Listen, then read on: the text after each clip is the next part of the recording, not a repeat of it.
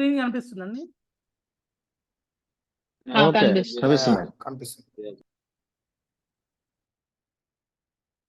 ఇప్పుడు ఈ జోన్ 1 ఉంది కదండి, ఇది చెన్నై జోను, ఇది ముంబై జోను, ఇది పూణే జోను. అంటే ఇండియా రీజియన్లో జోన్ 1, జోన్ 2, జోన్ 3 ఉందండి.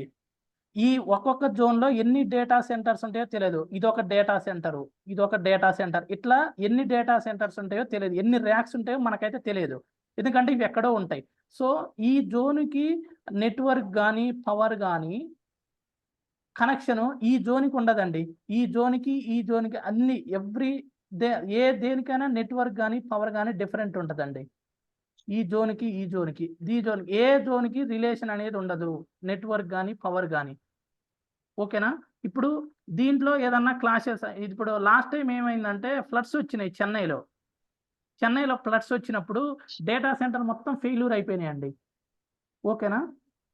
ఎప్పుడు 2016 అది ఇయర్ ఐడియా లేదు. ఇప్పుడు ఈ డేటా సెంటర్లో ఏమైనా నెట్వర్క్ ఇష్యూ కానీ పవర్ ఇష్యూ కానీ వచ్చినప్పుడు ఈ ఎఫెక్ట్ అనేది దీని మీద ఉండదు.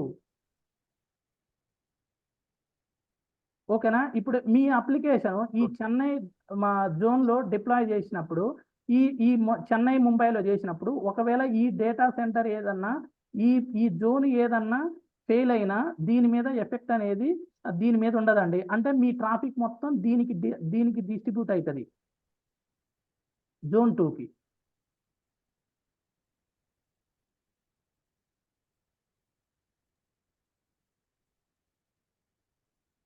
వచ్చిందండి మీకు ఆన్సర్? ఇప్పుడు ఈ డేటా సెంటర్స్ అన్నీ ఒకటే పవర్ కానీ ఒకటే. ఇప్పుడు మన ఇల్లు ఉందండి, ఇది మన ఇల్లు, ఇది మన పక్క వాళ్ళ ఇల్లు, ఇది పక్కన మన నైబర్స్ ఇల్లు.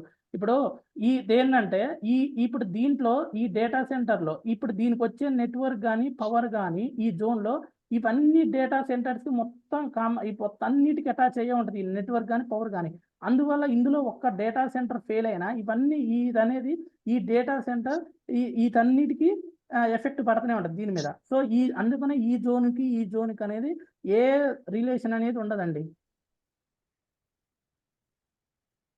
అందువల్లనే మనం హై అవైలబిలిటీ కోసము ఇక్కడ దీంట్లో ఒక విఎం, దీంట్లో ఒక విఎం, ఇట్లా మనం డిప్లాయ్ చేసుకుంటుంటాం. ఈ అప్లికేషన్ ఇప్పుడు దీంట్లో ఇక్కడ డిప్లాయ్ చేసినాం, ఇది ఏదైనా క్రాష్ అయింది, విఎం డౌన్ అయినా కానీ ఈ ట్రాఫిక్ అనేది ఈ జోన్కి వెళ్ళిపోతుంది అనమాట, ఈ ముంబై జోన్కి వెళ్తుంది.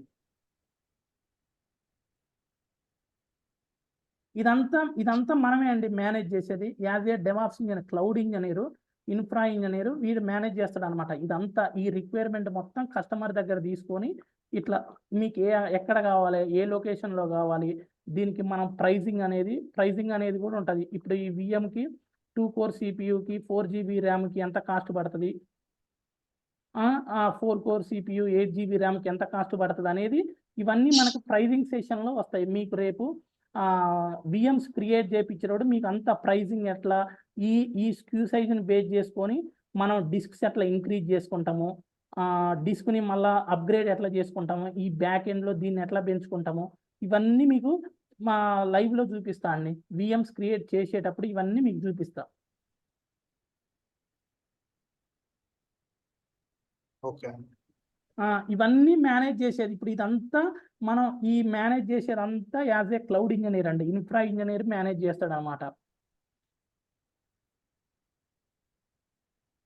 ఓకేనా? ఓకే ఓకే ఓకే నర్సిరెడ్డి గారు ఇంకేమైనా ఉన్నాయండి క్వశ్చన్స్ మీకు?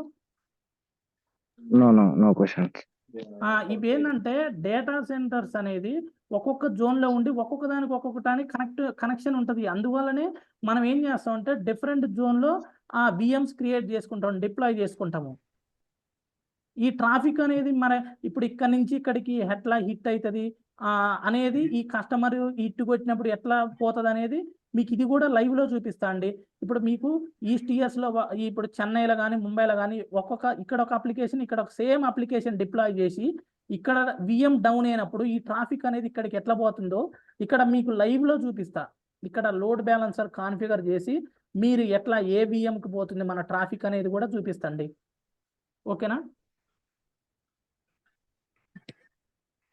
ఇట్లా మనం ఒక అప్లికేషన్ అనేది cloud లో ఇట్లా రన్ అవుతుందండి. ఇప్పుడు మనకి ఏ అప్లికేషన్ అయినా, అది మొబైల్ అప్లికేషన్ అయినా, డెస్క్టాప్ అప్లికేషన్ అయినా, ఏ అప్లికేషన్ అయినా cloud లో ఇట్లనే రన్ అయ్యేది.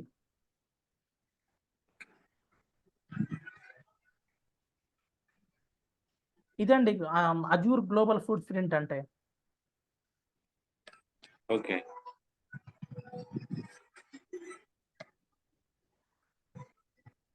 ఇంకేమైనా క్వశ్చన్స్ ఉన్నాయండి Mahesh? Okay. Mahesh, Nagarjuna, Nageswara Rao, Narsi Reddy, No question. No question. No question sir. Tina garu. ఇంకోటి ఏంటంటే మీకు క్లౌడ్ వన్స్ నేను క్లౌడ్ పోర్టల్ ఓపెన్ చేసి మీకు అక్కడ సర్వీసెస్ అన్ని 1 by 1 మీకేంటంటే ఇప్పుడు మనం విఎమ్స్, ఇప్పుడు ఇది ఒక విఎంని క్రియేట్ చేయాలంటే దీనికి first IP addresses, public eyepiece, private eyepiece, ఈ ప్రైవేట్ ఐపీస్ రేంజ్ ఎట్లా, పబ్లిక్ ఐపీస్, ఇవి మనకి నెట్వర్క్ బేసిక్స్ రావాలి. ఫస్ట్ రేపు నేను అదే క్లాస్ స్టార్ట్ చేస్తాను, నెట్వర్క్ బేసిక్స్. ఆ నెట్వర్క్ బేసిక్స్ వస్తే మనం అప్పుడు ఈ క్లౌడ్లోకి ఎంటర్ అయ్యి నెట్వర్క్ విఎమ్స్, వీనెట్స్, సబ్నెట్స్ అంటే ఏంటిది, రీసోర్స్ గ్రూప్స్ అంటే ఏంటిది, ఇవి 1 by 1 మీకు నేర్పిస్తా అండి ఒక్కొక్కటి. ఇప్పుడు మీకు మొత్తం అన్ని ఒకేసారి చెప్పినా మీకైతే మైండ్లోకి ఎక్కదు కదా. Yes. మీకు 1 by 1 Yeah, రేపు నెట్వర్క్ బేసిక్స్ చెప్తా. ఆ నెట్వర్క్ బేసిక్స్ వచ్చిన తర్వాత మనం అప్పుడు విఎమ్స్ క్రియేట్ చేసేటప్పుడు మనకు ప్రైవేట్ ఐపీ ఎందుకు, పబ్లిక్ ఐపీ ఎందుకు, ఈ స్క్యూ సైజెస్ ఎందుకు, ఇవనేది మీకు అప్పుడు మీకు లైవ్ లో అర్థమవుతుంది.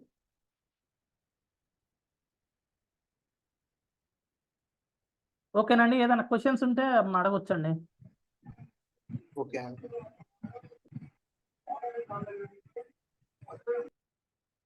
టీనా గారు ఏమన్నా ఉన్నాయా క్వశ్చన్స్ మీకు? లేదు సార్, క్లియర్. ఏదన్నా ఉంటే మీరు నాకు ఏదన్నా నా నెంబర్ గ్రూప్ లో ఉంది కదా, ఏదన్నా ఉంటే పర్సనల్ గా చాట్ చేయండి, నేను ఫ్రీగా ఉన్నప్పుడు కాల్ చేస్తాండి. ఇంకేమన్నా మీకు ఫర్దర్ గా ఏదన్నా క్వరీస్ ఉన్నా.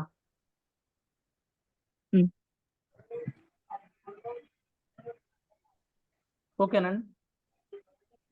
Okay sir. Okay. Okay. Okay, Okay, thank you. okay. Thank you, have a nice session.